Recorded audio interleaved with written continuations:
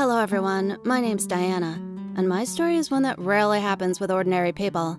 I would never have believed this was possible if I hadn't seen everything with my own eyes.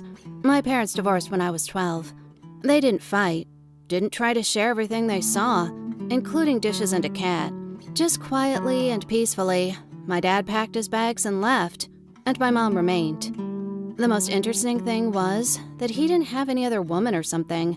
He just wanted to live in the village and do farming, and my mom was a city woman. However, they continued to communicate as they did before. They met on the weekends and spent vacations together. Moreover, my mom and I started to live only for each other. But the older I got, the more Mother took care of me, and the more she was sad. She said soon I would grow up and she would be left completely alone, and it would be wonderful to have another baby. She also told Dad about that, and they kinda even tried. I don't know, I didn't ask them. So I went to college. It was in a neighboring state, very far from home, but I didn't find anything closer. And my mom, she finally got pregnant, and then she gave birth to a girl, my sister, Nadine. I was very happy for my mom, but Dad totally refused to accept Nadine as his daughter. He even had a fight with Mom for the first time since the divorce. And as far as I know, he stopped coming to her as he did before. If you also study far from home, write in the comments why you go there and how often you go to see your family. Well, that was their business. I studied, and the only thing I regretted was that I couldn't help my mom with a baby. I was too far from home, and I couldn't come home for the weekends. It was expensive, far and useless. Therefore, I saw my newborn sister only in photos and on Skype, but the image had a poor quality. Nevertheless, my mom called my newborn sister her beauty. Nadine became the main topic of our conversations. How she slept, how many times she turned over, why she didn't eat anything. Anyway, there were many details that were not very interesting to me, but for the sake of my mom, I pretended to be so interested in how many diapers my sister used daily. You see, not that I didn't like kids at all, but I didn't feel very much delight from them either. I'm a kid myself. My brain totally refused to understand all sorts of vests, rattles, and drops so that the tummy wouldn't twist were really important. Mom would have a chat about the upbringing with her friends or with some other mommies nearby, but for some reason, she bypassed them all.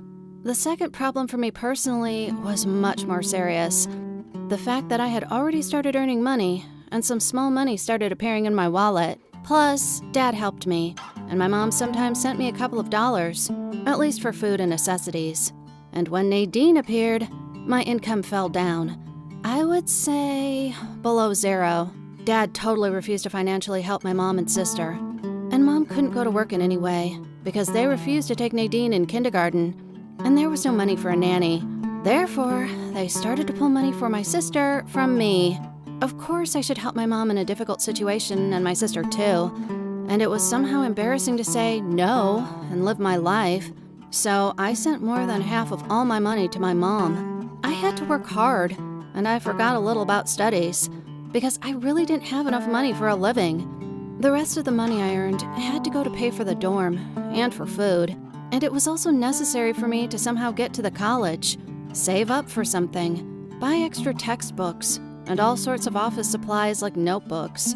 So I worked like a dog, but the situation didn't get any better. Mom also started to demand more and more money because Nadine was growing up. She needed beautiful dresses, toys, proper healthy food and stuff. And me? I probably don't need anything or what? Only during the second year, when Nadine was supposed to be 1 year old, I managed to get home. I wanted to give my mom a surprise, like to unexpectedly come with presents, finally see my sister, sit with her for a month while I would be on vacation, and my mom would finally find a job just in time, and there would be enough money to hire a nanny. Yeah, I'm going forward a little. So I packed up and arrived. It's just that my family wasn't there, but judging by something on the stove, they just went out for a walk. So I walked around the house, being a little nostalgic, and a little indignant that Nadine now had her own chic room. Mom remade Dad's former study into a nursery, and dragged furniture, toys, painted the walls in a beautiful pastel pink, and as a result it turned out to be the perfect nursery. Nadine's closet was packed with all sorts of clothes for all seasons. And this one, fashionable and beautiful, not for ordinary kids who tear up and dirty everything. Honestly, I even envied her. When I was a kid, there was nothing like that. Although my parents tried to give me the best they could, but still, my little things were always from sales. And some of our distant relatives who gave us used toys.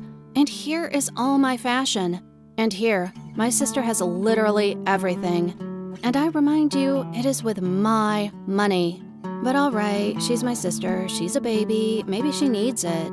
Or mom just wants to give her second daughter something that she couldn't give me. Anyway, the main desire is here, and I always come up with a reason that I always did pretty well. And then they came. Mom was delighted to see me. She began to hug me, and I looked at the envelope from which some small hands and a little white hair stuck out, and I couldn't understand what was wrong. Something was scratching my head, but I wanted to hug Nadine too. But my mom picked her up very quickly and carried her to the bedroom, as if she was sleeping and we shouldn't wake her. This also seemed strange to me. I wasn't going to throw her in the air. I just wanted to see her. Well, no, no, no. And again, it seemed for me it was best to keep silent. Then we drank tea, talked about different things, and I shared my plans with my mom. I can't say she really liked what I was offering her, but she didn't become indignant. She only nodded, and we went to sleep. In the morning, I tried again to come see my sister, but it turned out she and Mom had already left. And judging by the note, for a morning walk. In my head, a bell was ringing just furiously. What kind of walk is at 7 a.m.? I went to Google to ask how and when to communicate with a 1-year-old baby. And on the very first photo, I saw it clearly. Why is Nadine still lying in a carrier? 1-year-olds could already walk themselves.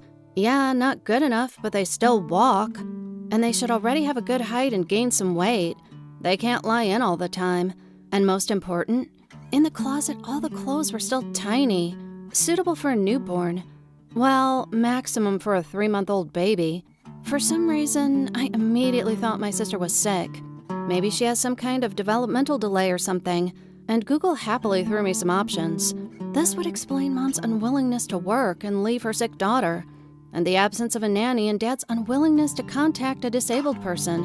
Although that certainly doesn't make him a good person. So, when my mom and Nadine arrived, I'd worked myself up so much that the first thing I did was rush to the carriage.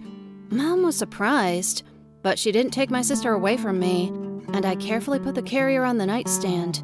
In passing, I was surprised that it was very light. I threw back the edge of the envelope and I yelled at the top of my lungs. Empty glass eyes on a white face were looking at me, totally lifeless and creepy. Yes, and all of Nadine's body under the covers in these fashionable diapers looked, like it was dead. It was totally unnatural. Wax skin, some blue spots on the arms and legs, and a parted mouth. I mean, you would also yell if you saw it. Mom immediately came up, grabbed Nadine in her arms and started rocking her. At the same time, Nadine didn't break out, didn't cry, and anyway, didn't make it clear that she was alive. The volume of my screaming started rising. Mom hissed at me, adjusted pajamas on Nadine, and then I saw an even more terrible thing. On the back, between the shorts and Nadine's shirt, a brand was clearly visible. It was such a blue tattoo with some kind of symbols. And here, I finally got hooked, because I pulled out Nadine from my mother's hands and started to twist her in different directions. And no, it didn't hurt the kid a bit, because there was no kid. Nadine wasn't a kid. She wasn't even a human. Just a dumb silicone doll. Such an imitation of a baby for crazy collectors. You see, yes, my mom carried a damn doll with her, took money from me and tried to take money from my dad. And everything for the sake of a piece of silicone crap with big glassy eyes. I was so angry. I just picked it up and threw the doll with all my power into the wall. And then I went to collect all my things, listening to my mom's screams that I killed Nadine. The rest of the holidays I spent with my dad. He said he knew perfectly well who Nadine was from the very beginning. But he didn't tell me, because he thought I was already aware of my mom's insanity. It turned out Mom really did ask Dad for a baby. but they were too old and the diseases. Okay, they didn't succeed. And then one of the nurses advised Mom to buy a doll that looked like a baby. Perhaps the nurse didn't mean anything bad. I read, they say for many women, collecting dolls helps not to stay sad without kids. But now, my mom was one of those who are handicapped. Because Mom suddenly went crazy with that doll. She really believed in her pregnancy, even described in detail the birth that really didn't happen, and then convinced herself that Nadine was her real kid. No, Dad's words and attempts to reach out to her didn't work out.